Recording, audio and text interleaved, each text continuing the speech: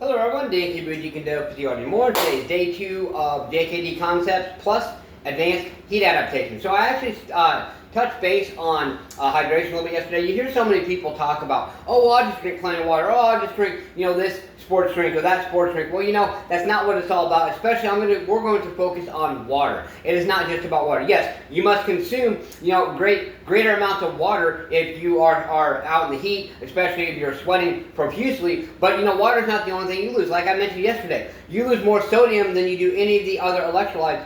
That you lose more sodium than you do potassium, calcium, magnesium. So you want to replenish that. However, here's one thing to think about. Okay, so you hear a lot of people say, oh, I don't need any of that crap. But yeah, you may not need those sports drinks. Most sports drinks, like I said, are not, or electrolyte drinks are not really considered or should not be considered an electrolyte drink, okay? But you have some people out there who maybe they're old school, set in their ways. I'm pretty old school too, but I also have an innovative mind, and I have an open mind, and more people should really.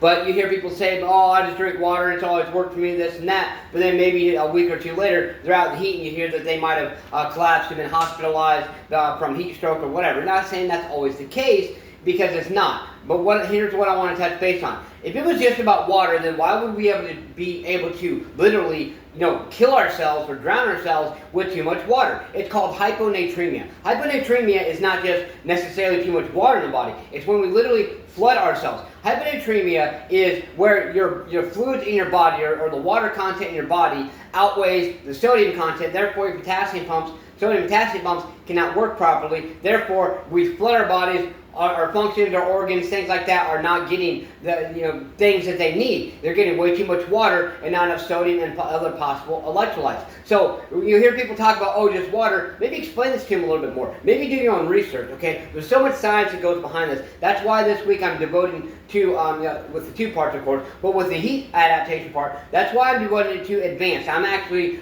doing, like I said, more scientific based types of things, which another thing I want to touch base on is as far as adaptation, adapting to the heat. I've heard people say, oh, I'm just going to get out there and I'm going to run 4 miles in the heat, in 100 degrees. Okay, my first question is, have you ever done anything like that before? No, but I'm a tough individual, this and that. And said, you know what? It doesn't matter how tough you are. You can be the toughest person in the world, but guess what? You can still get heat stroke. You can still get heat exhaustion. I've actually had one time in my life, I've actually had heat stroke, and I think it actually not only helped strengthen me a little bit more. I know that might be a contradiction, because people say that once you've had heat stroke or heat exhaustion, it makes you more susceptible to it. Not necessarily. Okay, this is actually when I was a little kid. I was 9. I'm 43 now. However, after that, I actually gradually got out in the heat more. I found out what the problem was, is I was not drinking, literally was not just drinking enough water, plus I had asthma when I was a kid.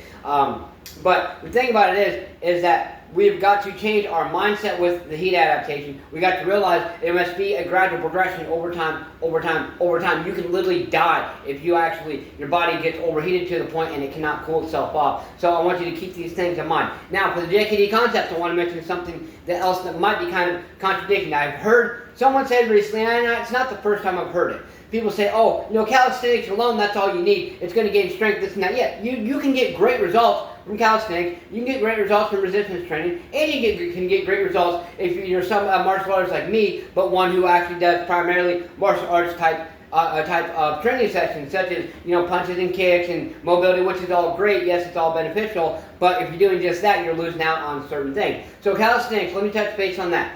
It is more of building muscular endurance, which does it help build strength over time? Most definitely. Okay.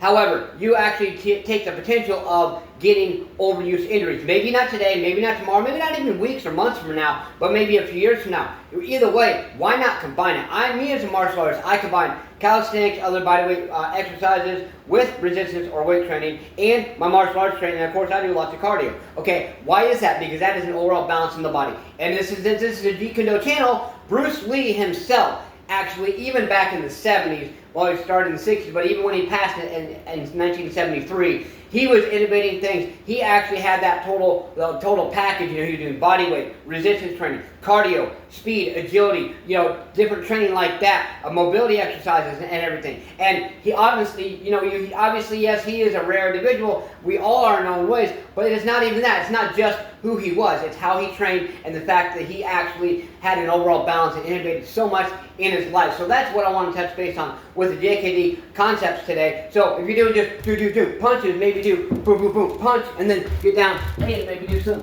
type of, I didn't know that was an actual push-up, just simulating, okay, a push-up. And if you're doing just mainly body weight exercises, you know what? Maybe grab some weights and, you know, okay, if you're doing body weight exercises, okay, do some squats, boom, boom, boom, boom. Maybe do some overhead press with these, whatever it is. So many different things and so many different ways we can vary our training. Let's add things and get that addition to take ourselves to the next level. So embrace the discomfort today. Believe in yourself. Believe you can do it, and believe that you deserve a smash punch, kick that like button, just don't break it. Let's go out and do something. Do more than what you did yesterday. Get your ass up today and grind. What have you done today to push yourself to grind, to embrace that discomfort? Push yourself, keep it going, and stay tough, stay mentally strong, and take complete control of your mind today. Let's go.